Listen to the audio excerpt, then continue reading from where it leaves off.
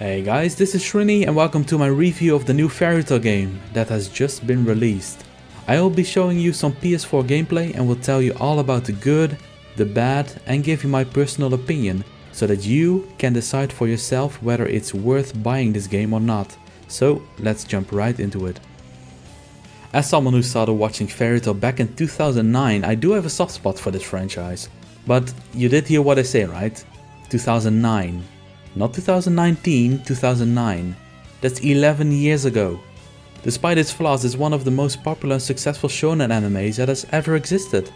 And this has got me thinking, why now? In those 11 years, why haven't we seen a single game so far? I mean, newer popular animes like My Hero Academia and Black Clover already received titles. Well, it turns out that Fairy Tail actually did have 4 games already. There are action RPGs on the PlayStation Portable and the Nintendo DS. So, how come we never heard of these? That's most likely because they never got localized in the West. But let's put all of that aside for a second, right? We finally have a Fairy Tail game on the current gen console. The game starts you off at the end of Tenro Island, where the main characters are fighting Hades, the guild leader of the strongest dark guild, Grimoire Heart. In comparison, this is about episode 117 of the original anime and chapter 241 of the original manga. After this battle, a dark dragon is summoned, and in order to protect against the attacks, the main characters get sealed away by a protective spell. 7 years later, the group awakens to find that the world has completely changed. Fairy Tail used to be the strongest guild, but has degraded to the weakest guild over time. All the fame and respect they had, it's all gone, and it's up to you now to rebuild this from scratch. You can form your own party and take quests from the recruitment board to earn money and renown. And the more renown you have, the higher your guild ranking will be and the more story progression you unlock. Aside from the main story and side quests, there are character stories which focus on the 16 playable characters and their personalities. Finally, there are community services missions where characters can ask for specific materials. These materials are by no means rare, however, and more often than not you can just hand the quest in right after accepting. The world itself is split up in 2 towns and a bunch of areas where monsters roam. The towns look bland and do not really feel alive, especially at the start of the game. As you progress and unlock more playable characters, you will actually find these characters hanging out in the towns, so it'll at least seem a little bit livelier. But it doesn't change the fact that there's no one to really talk to, no buildings you can really enter and no secrets to find. I mean, not being able to talk to NPCs is one thing, but the NPC models are overused to the extent that you often see multiple of them in the same street. Luckily you won't be roaming the streets too much while playing the game, but it does feel like a missed opportunity. Also, while running around in these towns, you can notice your FPS drop significantly at times, and being able to walk through some NPCs, they call this clipping. Koei Tecmo did reach out to me saying that they are aware of these issues and that they are working on the day 1 patch to resolve this. So if all goes well, by the time this review is online, the issue shouldn't be there anymore. The areas with monsters are linear and have set spawn points for items and monsters. Fast traveling in this game is actually great. After you complete a request, you instantly get the option to warp back to the guild to hand it in. Warping there or to other areas is seamless. More often than not, I didn't even experience any loading times. Now, while you do often return to areas for quests, the area doesn't really change other than adding specific quest monsters or NPCs. As the story progresses, the monsters get replaced with stronger variants, so it doesn't feel like you're going back to a low level zone or anything. Another perk of revisiting zones is that you may be strong enough to unlock side paths or hidden loot chests. Each zone has a bunch of obstacles that can be destroyed if you do enough damage in a battle near it. At the start of the game, this can still be a bit tricky as you don't have that many spells or combos yet. But after the Grand Magic Game story arc, you will unlock something called a Link Hunt. A Link Hunt allows you to gather all monsters in the area and fight them as one big pack. This is very risky because they do get quite a bit stronger too, but it does make it easy to start battles near these obstacles, and it also makes grinding for materials a lot quicker. Now let's talk combat. The game has a turn-based combat system and the battlefield is shaped in a 3x3 grid. The different abilities that you can use each show a pattern on this 3x3 grid, which shows which enemies will be hit or not. The ability also shows how powerful it is on a scale from 1 to 5. And as you can imagine, the bigger the range and the bigger the power, the more mana it's gonna cost to cast. And if you're out of mana, you won't be able to use magic until it's restored. While most abilities are straightforward, there are some with some side effects. You've got a knockback and pull effect, which will cause the enemy to move one block forward or backwards on the 3x3 grid. You've got a counter effect, which will cause your character to go into a counter stance, and while your character is in a counter stance, if your character gets hit by an attack, you can counter by quickly pressing a button on a prompt that shows up. Break is like a little stun that can happen when you did a lot of damage with one attack to the enemy.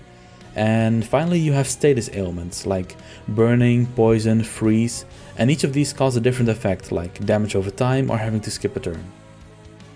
There are 2 extra gauges that have a big impact on the battle. On the bottom right side of the screen you will see a circular gauge that fills up every time a magic ability is used. Once it is full, you can start a chain and use multiple magic attacks in a row at a reduced mana cost. While you're pulling off this chain, the enemy cannot even attack you, so it's a really good way to dish out a ton of damage, and from my experience these chains are pretty essential to break some of the biggest obstacles in the various zones. If you continue the chain long enough, you can use a finisher or extreme magic to deal extra damage. The length of the chain and the damage dealt can be increased by improving the bond between characters. The second gauge is a personal awakening bar that you can find under the character portraits. This gauge fills quicker when the character is attacked, so once the bar is full you can enter an awakening state, which actually heals your character and boosts all his or her stats. If a Dragon Slayer like Natsu for example enters awakening, he will be able to use his special Dragon Slayer magic. All the attacks you see are the ones that you know and love from the manga and anime, and they have been beautifully animated. It actually got to a point that whenever a character leveled up, I was hoping a new skill would unlock and then I would run to the nearest group of enemies to just see what it looks like. Also, do you guys remember XP share in the Pokemon games? Well, it's here too. All members in your party get the full experience after a battle, and all the members that are not in your party still get 50%. Now this percentage gets upgraded as you upgrade your guild facilities later on, but even from the start it's really great, because this allows you to swap characters in and out whenever you please without having to worry about them not being strong enough later on. You actually get to play your favorite characters just whenever you want. Throughout the game you can unlock costumes for characters, and for all characters there is at least one swimsuit and one alternative costume. Certain characters like Elsa and Lucy will eventually get access to all the outfits that they normally use with their skills. And let's be real here, if there's one thing that Fairy Tail is king at, it's having a good, thick plot. Finally, there are 2 points that I'd like to address, the audio and the story. Audio wise the game is great, the voice actors did such a good job to voice the characters with the same passion and quality like I used to in the anime.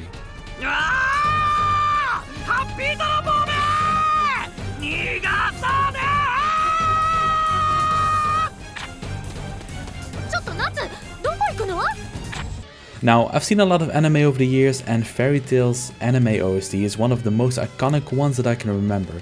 The quality and the weight of the character themes and battle music, it just gets my heart pumping every time I hear it, and you'll be glad to know that this game has similar music. Story-wise, the game covers the final battle of Tenru Island, the Grand Magic Games arc and the Tartarus arc. After the main story there's an epilogue story from about 3 to 4 hours that I won't spoil, and all in all it took me around 30 hours to fully finish everything. The producer has stated that they are working on DLC, but whether that's following arcs, past arcs, or just original content is something we don't know yet. So, we have reached the end, and now it's time for my personal opinion. As a general gamer, the world building and exploration are lacking and the combat is pretty basic. You jump in the middle of a story and as such you miss a lot of references that are being made in the dialogue and the cutscenes. Sure, you can check the encyclopedia to read about the past arcs and character backstories, but as you can see this is way too brief to give anyone that's new to Fairy Tail enough context. As a Fairy Tail fan however, the game feels like a nice overall experience, and that's mainly caused by the characters, the familiar humor, their attacks, beautiful cutscenes, great dialogue and music. I do think though that for a full price game they could have done just a little bit more. The vast world, amazing character design and flashy abilities would have made it a great candidate for an open world or action RPG type of game. The big dramatic fights with raw emotion and the excellent background music would have greatly fitted the style of the Naruto Ultimate Ninja Storm games, where you're just hyped up at the end of a big battle, mashing those quick time event buttons for a final chain of attacks. And then there's the fact that there is an 11-year gap between the start of the anime and the game on the current gen consoles. This would have just been a great opportunity to build a game that retells the whole story from scratch and that way filling the old fans with great nostalgia and at the same time be a nice gateway for new potential fans that already love shonen anime. But with all of that said, this is currently the best Fairy Tail experience we have on any game console. And I hope, with all of my weep heart, that this is a gateway for a bigger and better Fairy Tail game in the future. So with everything you've seen and heard, what will you do? Are you gonna buy this game for the full price? Are you gonna wait for a sale? Are you not gonna buy it at all? Or are you not sure yet or want to know even more? Please let me know in the comments down below. Also, if you found this video helpful, make sure to like and subscribe to the channel, because in the coming days I will be covering a lot more about this game, so stay tuned for that. As always, I want to thank you all for watching, and until next time. 私のとっておきを見せてやろう。やれやれ、ほどほどにしてくれよ。俺の服どこ行った？やれやれ、ほどほどにしてくれよ。待てい。